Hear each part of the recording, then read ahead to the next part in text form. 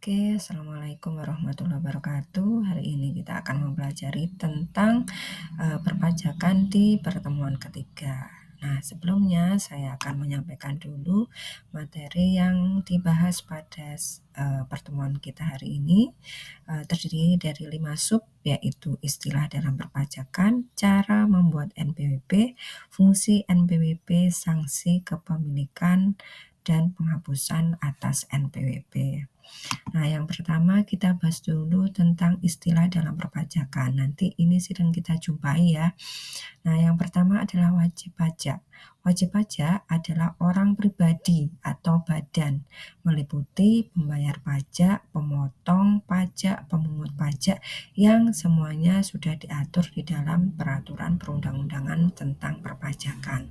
Nah, yang dimaksud dengan pembayar pajak ya adalah bisa orang pribadi, individu, ataupun seseorang yang melakukan kegiatan usaha ataupun pekerjaan bebas.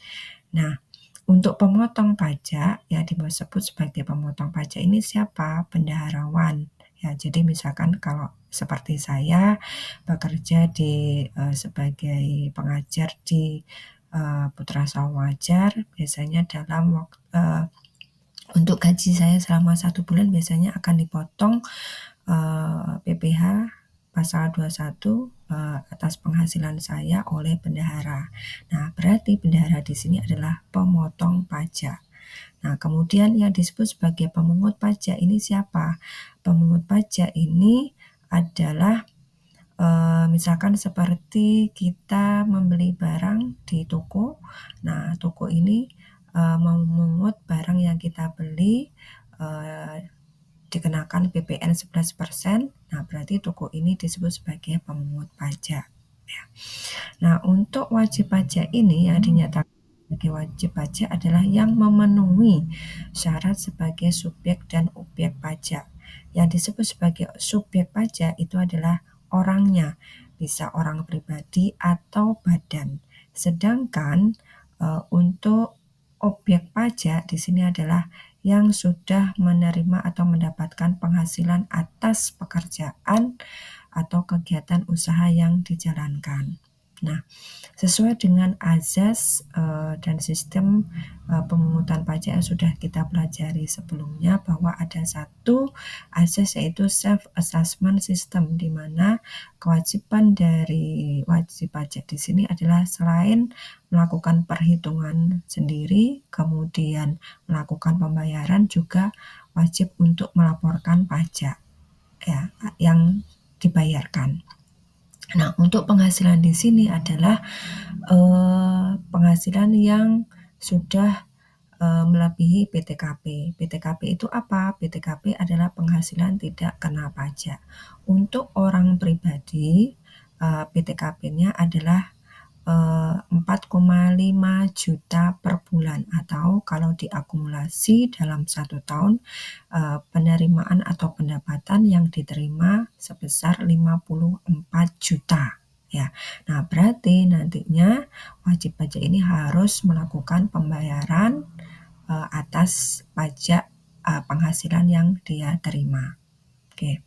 Sedangkan kalau bentuknya adalah misalkan kita memiliki usaha. Nah, berarti omsetnya berapa dalam waktu 1 bulan? Maksimal adalah 4,8 M untuk omsetnya dalam 1 tahun. Nah, berarti nanti harus melakukan kewajibannya untuk membayar pajak ya. Misalkan kalau wajib pajak ini menerima penghasilannya kurang dari PTKP, berarti hanya melaporkan pajak yang dia bayarkan. Karena kan kalau di bawah PTKP berarti nanti bisa aja untuk pajaknya adalah nihil. Oke, terus gimana kalau misalkan ini seperti seseorang yang mungkin dari sisi usia misalkan kurang dari masih usianya 17 tahun tapi sudah mendapatkan penghasilan, misalkan seperti orang anak yang dia sebagai artis atau yang pemain film yang menerima penghasilan atas dia sebagai pemain filmnya itu dalam waktu 1 bulan, misalkan dia menerima penghasilannya 5 juta per bulan, berarti kan lebih dari PTKP. Nah, itu penghasilannya bisa dikenakan pajak. Nah, gimana? Karena kan kalau dia belum masih di bawah umur, maka untuk penghasilannya ini bisa digabungkan dengan orang tuanya, bisa ayah atau bisa ibunya, ya. Kemudian, untuk istilah yang kedua adalah nomor pokok wajib pajak. Nah, untuk melaksanakan kewajibannya, wajib pajak ini harus memiliki nomor pokok wajib pajak atau NPWP, di mana NPWP ini diberikan kepada wajib pajak sebagai sarana untuk melaksanakan administrasi perpajakan, karena NPWP ini sebagai tanda pengenal atau identitas dari wajib pajak, ya. Nah, bentuk dari NPWP seperti ini. Kemudian untuk nomor yang tertera di kartu NPWP ini berupa angka yang memiliki arti, di mana ini terdiri dari 15 digit. 2 digit yang pertama itu menunjukkan identitas dari wajib pajak, kemudian 6 digit berikutnya ini merupakan nomor registrasi dari wajib pajak, ya. Kemudian nomor berikutnya 8 ini merupakan alat pengaman, kode pengamannya. Kemudian 3 berikutnya digit 1, 2, 3 ini adalah kode KPP atau kantor pelayanan pajak yang sesuai dengan domisili atau tempat tinggal dari wajib pajak. Kemudian untuk 3 digit yang ketiga ini, 00 ini merupakan status dari wajib pajak. Oke. Untuk mulai tahun 2024 untuk nomor NPWP itu sudah dipadankan dengan NIK atau nomor induk kependudukan, ya. Kemudian selanjutnya istilah yang berikutnya adalah badan, di mana badan ini bisa sekumpulan orang atau modal yang melakukan usaha yang bentuk dari badannya ini bisa firma, CV, PT, koperasi, atau yayasan. Nah, kalau kita lihat dari bentuk badan usaha ini ada yang bersifat komersil atau ada juga yang tidak. Kalau seperti yang tidak bersifat komersil ataupun tujuannya untuk mencari keuntungan ini, contohnya adalah yayasan, ya. Oke, selanjutnya adalah pengusaha. Nah, pengusaha di sini adalah orang pribadi atau badan dalam bentuk apapun, ya, yang melakukan kegiatan usaha atau pekerjaannya menghasilkan barang, mengimpor barang, mengekspor, dan melakukan usaha perdagangan, apakah itu barang yang bersifat tidak berwujud dari luar daerah pabean, ya, atau yang berbentuk jasa, ya.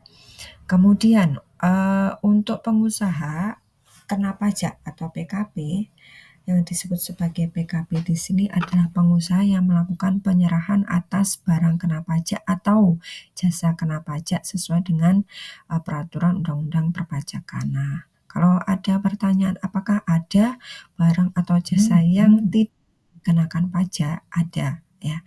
Salah satu contohnya adalah uang. Kalau jasa itu bisa jasa keagamaan atau jasa kesehatan. Kalau untuk mengetahui lebih jauh barang apa saja yang dikenakan oleh pajak dan jasa apa saja yang dikenakan oleh pajak, nanti bisa kalian lihat di Undang-Undang Perpajakan. Jadi sebenarnya semua barang atau jasa itu pasti dikenakan pajak, terkecuali dari yang saya sebutkan tadi contohnya. Nah, kemudian untuk cara mendapatkan NPWP elektronik, ya.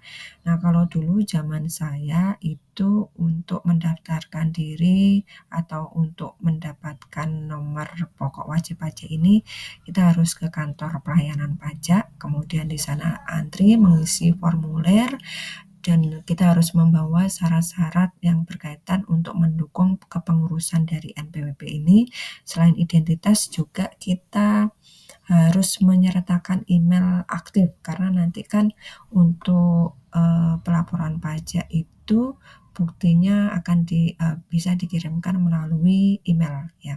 Tapi kalau sekarang karena semuanya sudah, beralih ke digital, nah untuk, pengurusan NPWP ini bisa kita lakukan by online ya. Nah, apakah tidak boleh kalau kita ke kantor pajak? Boleh, boleh saja, tapi biasanya nanti akan diarahkan untuk melakukan kepengurusannya secara digital karena kan, memudahkan kita dalam, melakukan, pengurusan nanti. Nah, untuk cara-cara, pengurusan NPWP ini nanti tidak saya bahas karena tutorialnya juga banyak, nanti kalian bisa, mengetahuinya di YouTube ya, secara online itu seperti apa, apa, eee, caranya, tahapannya seperti apa, itu bisa nanti kalian lihat di YouTube. Oke. Nah, fungsi dari NPWP, itu apa dan nantinya kalau kita sudah dikukuhkan sebagai pengusaha kena pajak. Nah, NPWP ini nanti, pastinya akan memudahkan kita dalam melaksanakan, pelaporan atas pajak yang sudah kita bayarkan. Kemudian, selain sebagai pengenal atau sebagai identitas kita sebagai wajib pajak yang melaksanakan kewajiban kita, dalam perpajakan juga, ini kita bisa biasanya untuk kepengurusan, pengajuan kredit di lembaga keuangan itu ada beberapa yang harus kita melampirkan, NPWP kita, ya. Kemudian yang ketiga adalah untuk kepengurusan izin usaha, itu juga kita harus melampirkan, nomor pokok wajib pajak. Kemudian, kalau kita mau melakukan pembelian atas investasi, apakah itu saham, apakah itu obligasi atau emas, itu juga, eee, memberikan kemudahan kita kalau kita mempunyai NPWP. Oke, kemudian, untuk pengukuhan, PKP. Jadi, setelah kita sebagai pengusaha dikukuhkan sebagai pengusaha kena pajak, otomatis nantinya ada keuntungan yang akan kita dapatkan. Salah satunya misalkan kalaupun kita masih, usahanya lingkupnya skala kecil karena, kita kelola secara pribadi misalkan secara, individu ya. Nah, itu bisa kita melakukan rekanan ataupun, bertransaksi dengan instansi pemerintahan, karena biasanya kan instansi pemerintahan akan, apa namanya, meminta istilahnya ini, bukti atas, pemungutan pajak barang yang, dibeli oleh mereka, seperti itu. Kemudian kita bisa mengikuti, kepesertaan lelang yang dilakukan oleh, instansi pemerintahan kalau kita, apa namanya, sudah dikukuhkan sebagai PKP dan memiliki NPWP, gitu. Oke, kemudian ini, sanksi apa apabila kita tidak mengurus NPWP dan mengukuhkan diri kita sebagai PKP apabila ternyata kita sudah secara undang-undang kita sudah seharusnya, melakukan atau dikukuhkan sebagai PKP atau pengusaha kena pajak, ya. Jadi, sebelum kita membahas sanksinya dulu, tadi kita belum membahas tentang ini, kapan NPWP itu, kita urus atau kita lakukan permohonan untuk mendapatkan NPWP. Kalau kita sebagai orang pribadi, berarti paling tidak 1 bulan setelah kita diterima sebagai karyawan atau pekerja atau pegawai di salah satu perusahaan ataupun instansi pemerintahan, kita sudah harus segera melakukan kepengurusan untuk NPWP ini. Jadi misalkan, kita diterima kerja, per tanggal ini, berarti maksimal kita harus segera melakukan pengurusan untuk NPWP, tanggal, 20 bulan April. bulan depan, seperti itu. Sama juga kalau kita sebagai pemilik usaha atau pelaku usaha, berarti maksimal setelah 1 bulan kegiatan usaha itu kita jalankan, kita harus segera untuk melakukan kepengurusan NPWP ya. Apabila kita tidak melakukan kepengurusan ini, maka kita akan diberikan sanksi. Sanksinya apa? Sanksi yang paling berat bisa sanksi pidana ya, atau bisa juga denda, di mana untuk denda ini 4 kali jumlah dari pajak yang terhutang atau pajak yang harus kita bayarkan. Sedangkan kalau pidana itu maksimal 6 tahun ya. Oke, kemudian kita lanjutkan ke penghapusan NPWP. NPWP ini bisa dihapuskan apabila wajib pajak sudah tidak memenuhi persyaratan subjek dan objektifnya. Dari misalkan kalau subjek, misalkan dia orang pribadi atau badan yang penghasilannya itu di bawah PTKP atau tidak menerima atau tidak mempunyai penghasilan sama sekali, berarti dia bisa melakukan pengajuan untuk penghapusan NPWP ya. Atau ini wajib pajak yang meninggal dunia dan tidak meninggalkan warisan atau warisannya sudah dibagikan oleh ahli warisnya. Nah, kalau warisannya sudah dibagikan oleh ahli warisnya, berarti nanti yang menanggung pajak adalah ahli warisnya. Itu. Oke, itu untuk penghapusan pajak. Materi hari ini sudah selesai. Terima kasih. Apabila ada pertanyaan, nantinya bisa disampaikan melalui grup yang sudah kita bentuk.